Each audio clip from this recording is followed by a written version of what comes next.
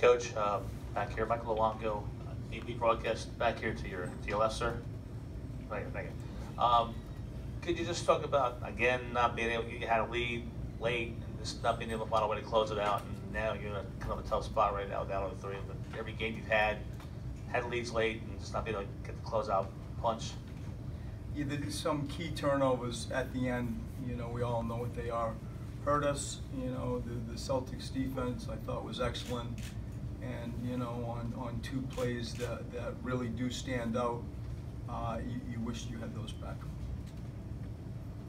Brett, over to your right, Rohan and Carney Sports Illustrated. What's your approach when it comes to getting Joel his post touches versus kind of quickening the pace like you guys were in the regular season? I mean, you walk that line of the game needs to be slowed down because he needs a touch, and you walk a line that movement trumps that feeling, and so somewhere in the middle, you know, you figure it out. And you know, I think for me, it's you recognize that Aaron Baines and Al Horford really do a really good job on him. So trying to find, you know, different ways, better ways to get him touches is more on my mind than at times the frequency of it. Brett, to your left. Mike Sealski from the Philadelphia Inquirer. Ben grabbed that late rebound off of the Joel miss. With 19 seconds. Yes. Yes. And went right back up with it. Yeah. And just said now to us that he felt like that was the right thing to do. That's a shot he makes in practice all the time. It was instinct.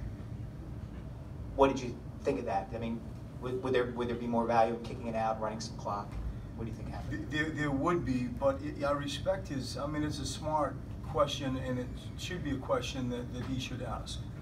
You know, I think that if it was a point-blank dunk, you know, you probably would take that, but you know, he didn't do it. It's true he makes that all the time in practice. There's 19 seconds left.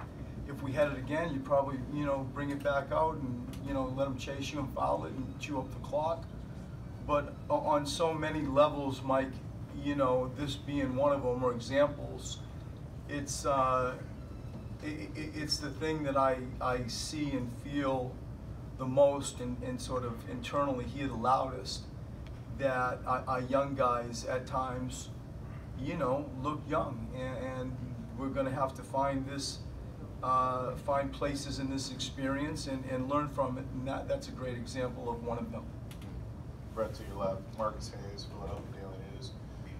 Is it just that? Is it just that the young guys played young at the end of this game, and specifically, there's one play that in regulation, I think JJ turned the ball over, but it looked like there was some confusion at the top of the key.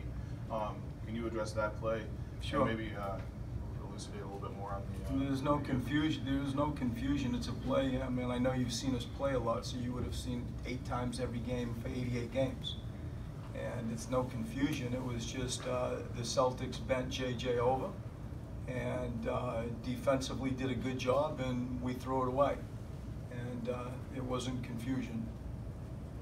Can you speak a little bit more? Do you think that you guys can get past this in this series, or do you, with the youth, or do you think that it's just what we're missing? No, and the last thing I want to do is lean on youth. You know, I don't want to do that. I give credit to the Boston Celtics. They played in the Eastern Conference Championship last year with, you know, a handful of the players that they have. We are navigating through this. This isn't entirely a youthful thing at all. Nobody write that. This is something that, you know, some of the matchups have hurt us. I respect their positional defensive athleticism, you know, and switchable people. And so, like, that's the story. It definitely is not the youth. I do think, you know, when the lights go out, like I will think it is in many ways. Joel's going to learn a lot. Ben Simmons is going to learn a lot. It's painful admitting that now, but there is some truth to that. There's a lot of truth to that. Brett, Sarah Todd, Philadelphia Inquirer, Philly.com. Bellinelli obviously had that shot to send it into overtime. Wanted to get your comments on that and how that was feeling in that moment. But also he had the final shot in overtime. What were you looking to get out of that play? Well, the one in regulation, you know, we had drawn to be a walk-off three. You know, let's just walk off three. And I thought it was. I mean, I actually left the court. And the play at the end, you know, when you go through, like even in regulation, Ben got stuck on a sideline and burned a timeout, you know, when you wished you had that back in regulation.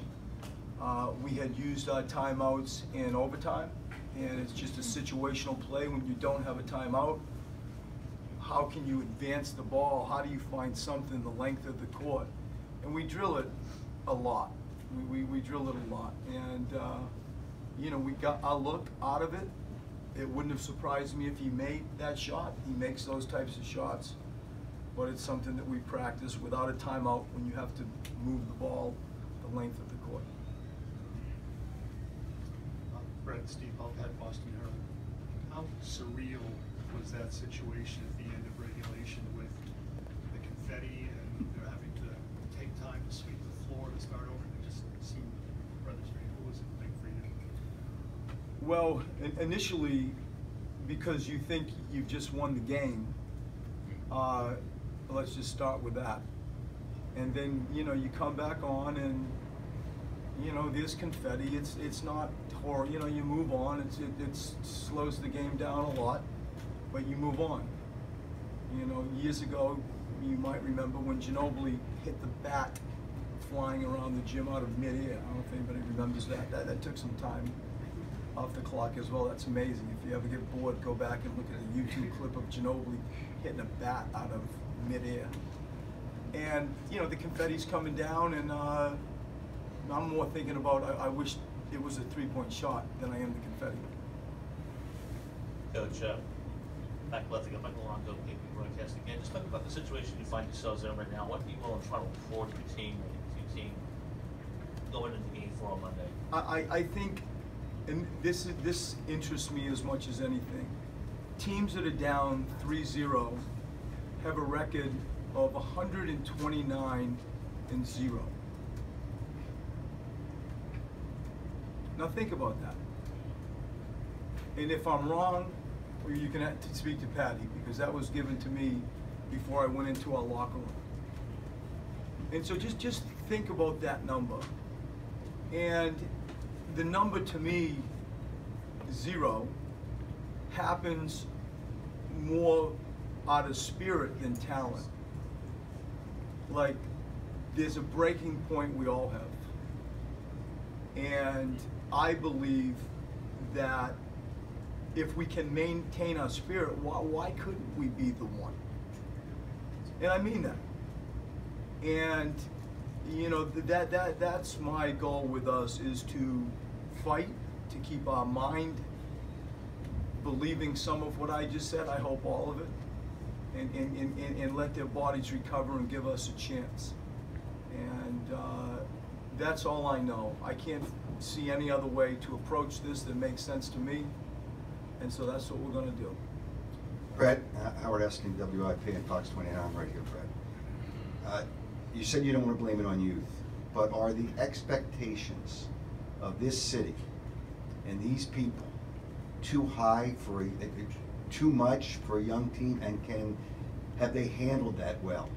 This city? Yeah. This is the thing, though, that makes the city great. You know way better than what I know, but this is my 5th year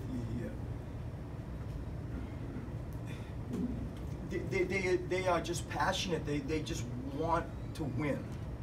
And when you win 17 games in a row, and then you win 4-1 against a good Miami Heat team, there are expectations, and in many ways, rightfully so.